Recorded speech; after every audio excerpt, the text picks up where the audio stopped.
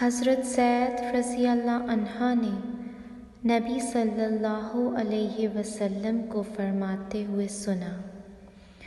جو شخص یوں کہتا ہے استغفر اللہ الذی لا الہ الا هو الحی القیوم واتوب الیہ، میں بخشش مانگتا ہوں اللہ سے جس کے سوا کوئی معبود نہیں، زندہ قائم رہنے والا ہے، اور میں اس کی طرف توبہ کرتا ہوں، تو اس کو بخش دیا جاتا ہے اگرچہ وہ جہاد سے بھی